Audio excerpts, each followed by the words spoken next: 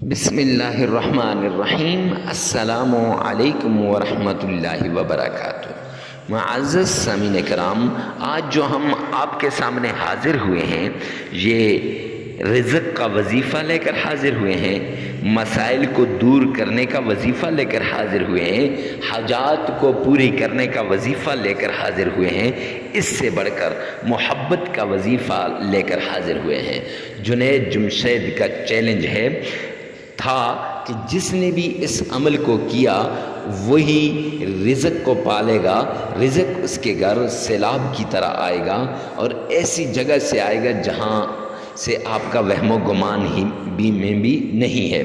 یہ صرف جنید جمشید کا بتایا ہوا عمل نہیں ہے، بلکہ میں تو یوں کہوں گا میرے آقا، آپ کے آقا مدنی کریم صلی اللہ علیہ وآلہ وسلم کا بتایا ہوا عمل ہے۔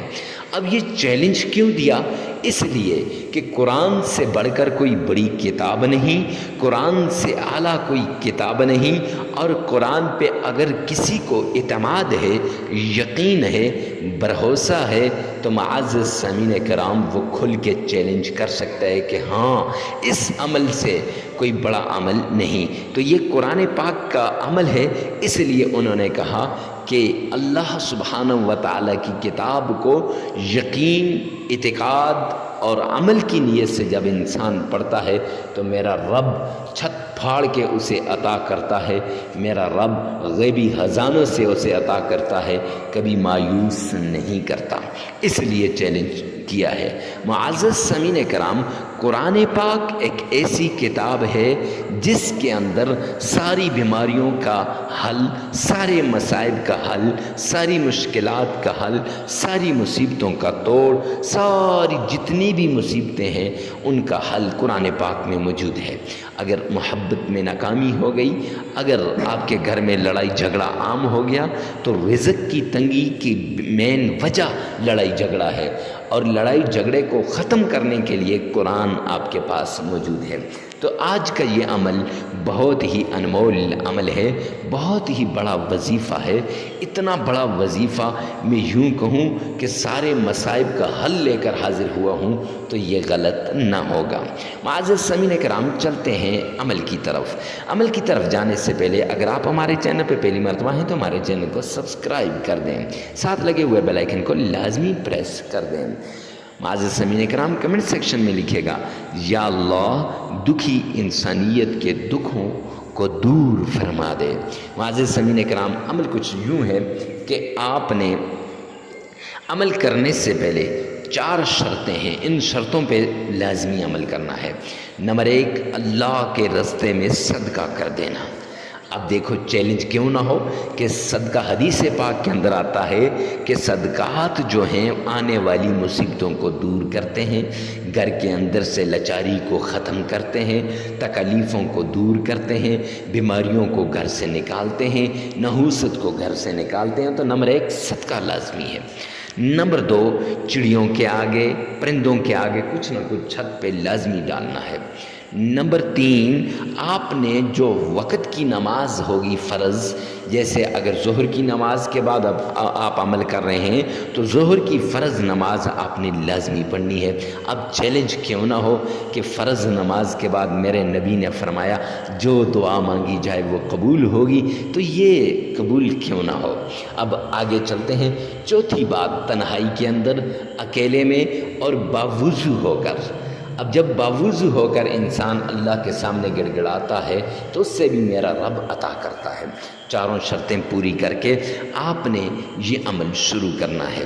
عمل کچھ یوں ہے کہ آپ نے ایک بار تعوذ پڑھنا ہے، اعوذ باللہ من الشیطان الرجیم۔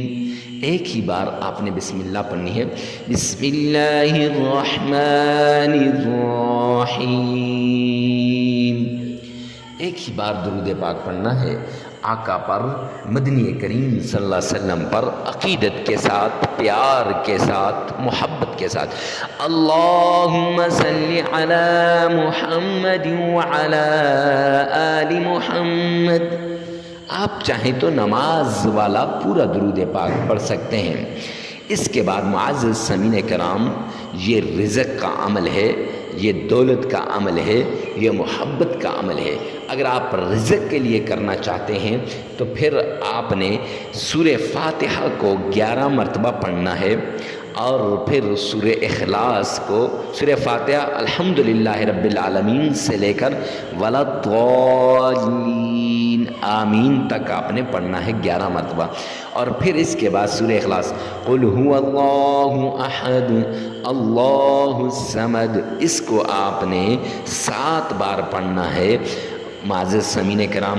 اور پھر آپ نے رزق کی تسبیح یا رزاقو یا وہابو یا کریمو، یہ آپ نے کرنی ہے۔ اس کو میں رزق کی تسبیح کہتا ہوں کیونکہ اس میں اللہ کا نام یا رزاق کو ہے۔